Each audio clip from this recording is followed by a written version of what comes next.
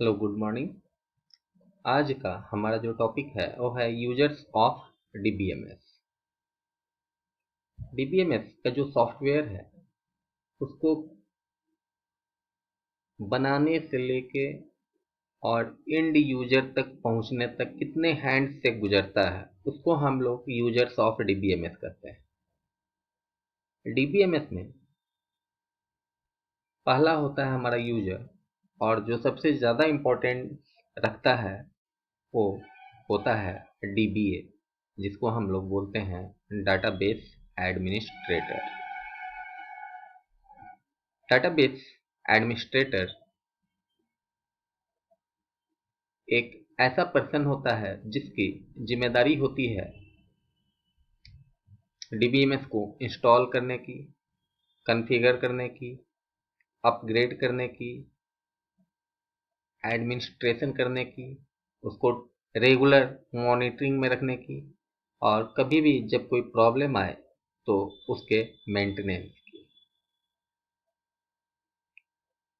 DBA जो भी database चल रहे हैं और जो डीबीए होते हैं, तो आप देखते हुएगा कि बहुत डाटाबेस का सॉफ्टवेयर काफ़ी अच्छी तरह से चलता है, और बहुत डाटाबेस जब हम यूज़ करने जाते हैं तो उसमें आपको प्रॉब्लम्स आते हैं, आपका काम नहीं होता है, स्पीड काफ़ी स्लो हो जाता है, सर्वर नॉट फाउंड का मैसेज आता है।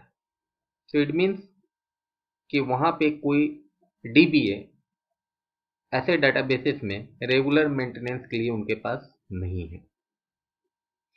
एक अच्छा डीबीएमएस का सॉफ्टवेयर जिसको रेगुलर डीबीए के द्वारा मॉनिटर किया जाता है, तो उसमें उसको जब हम यूज करते हैं, ऐसे डाटाबेस को जब हम यूज करते हैं तो उसमें हमको परेशानी नहीं होती है। आगे देखते हैं कि डीबीए का रोल क्या होता है।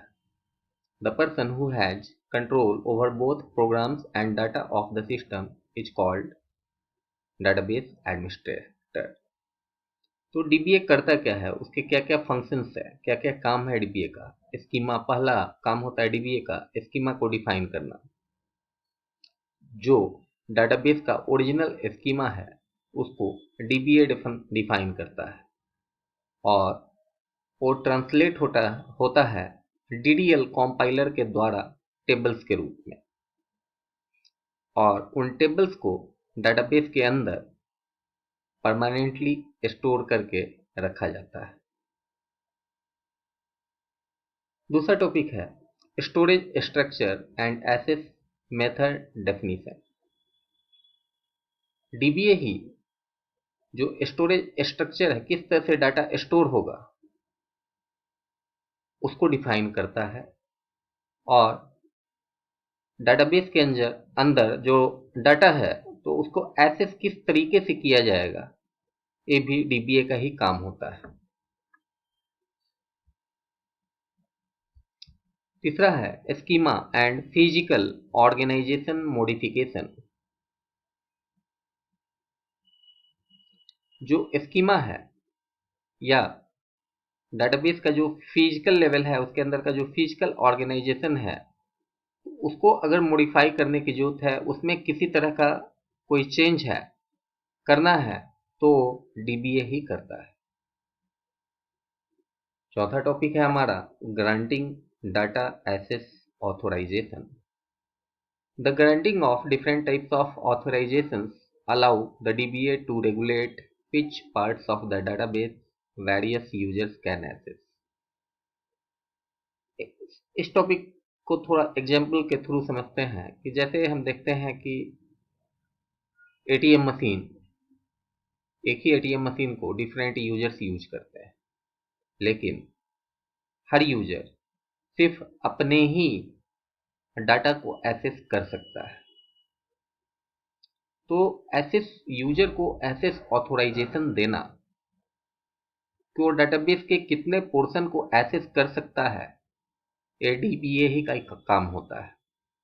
जैसे हम लोग बहुत सारे डेटाबेस आज के दिन में यूज कर रहे हैं, जैसे फेसबुक यूज करते हैं, ऑनलाइन शॉपिंग साइट्स यूज करते हैं। उसमें हम उतना ही एक्सेस कर पाते हैं जितना हमको परमिशन मिला हुआ होता है, और जिस चीज़ का हमारे पास परमिशन नहीं होता है तो डेटाबेस के उस पोर्शन, उस डाटा को हम एक्सेस नहीं कर पाते।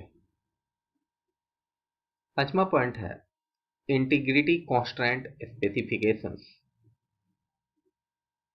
पहले ही आपको बताया गया था कि डीबीएमएस में इंटीग्रिटी कॉन्स्ट्रेंट्स होते हैं 6 तरह के।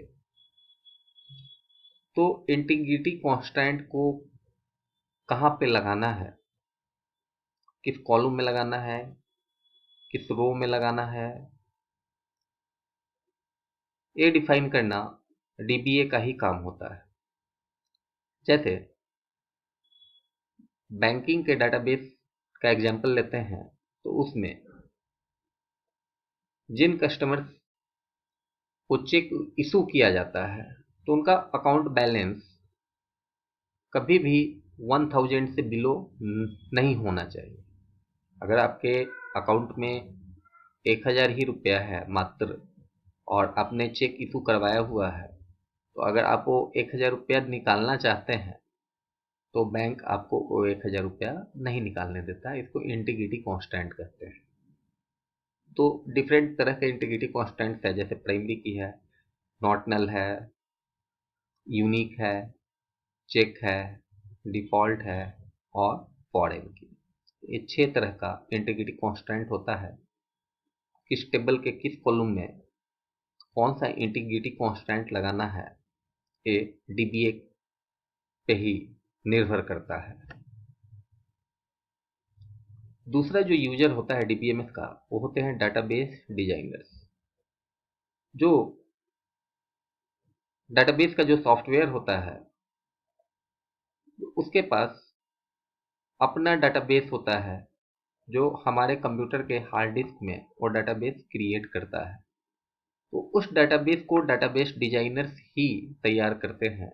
उनकी जिम्मेदारी होती है डेटाबेस को डिजाइन करने की, उसके अंदर जो डेटाबेस ऑब्जेक्ट्स हैं उनको डिजाइन करने की।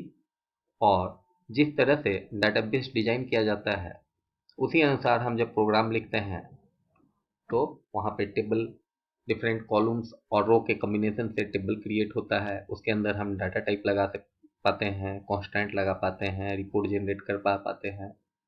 तो डेटाबेस डिजाइनर्स का काम होता है डेटाबेस को डिजाइन करना, और बाद में वो डेटाबेस एडमिनिस्ट्रेटर को असिस्ट करते हैं, उनकी मदद करते हैं। तीसरा यूजर जो होता है डीबीएमएस का, वो होता है एप्लीकेशन प्रोग्रामर्स। डीबीएमएस का जो लॉजिकल लेवल है, कॉन्सेप्चुअल लेवल है, जहाँ डीबीएमएस का प्रोग्राम लिखा जाता है, इसका जो इस सॉफ्टवेयर को तैयार करने की जिम्मेदारी एप्लीकेशन प्रोग्रामर्स की होती है। ये एप्लीकेशन प्रोग्रामर्स ही कोडिंग करके डीबीएमएस का सॉफ्टवेयर तैयार करते हैं। और लास्ट में होता है हमारा इंडी यूजर्स। जो लोग, जो डेटाबेस चल रहा है तो उस पर अपना अकाउंट क्रिएट करते हैं और डेटाबेस पे जो डाटा अवेलेबल है उसको एक्सेस करते हैं, तो उसको हम लोग एंड यूजर्स बोलते हैं। And users casual and users होते हैं, जो कैजुअली ऐसे ही डेटाबेस पे होते हैं और उसका इस्तेमाल करते हैं। कुछ नेव और पैरामेट्रिक एंड यूजर्स होते हैं।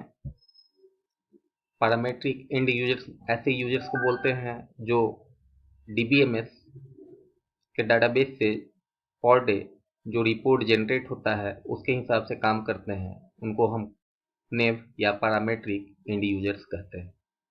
तीसरा, सोफिस्टिकेटेड एंड यूजर्स होते हैं। सोफिस्टिकेटेड का मतलब होता है सभ्य लोग। तो जो सभ्य सोसाइटी के जो लोग हैं वो भी डेटाबेस का इस्तेमाल करते हैं। और लास्ट में होता है स्टैंड अलोन यूजर्स। बहुत लोग पर्सनली अपने लिए डेटाबेस क्रिएट करते हैं और उस डेटाबेस का इस्तेमाल सिर्फ उनके ही द्वारा किया जाता है। ऐसे लोगों को हम स्टैंड अलोन यूजर्स बोलते हैं। तो DBMS का ये चैप्टर आज हमारा कंप्लीट हुआ। कल से हम DBMS के दूसरे चैप्टर को पढ़ेंगे। धन्यवाद।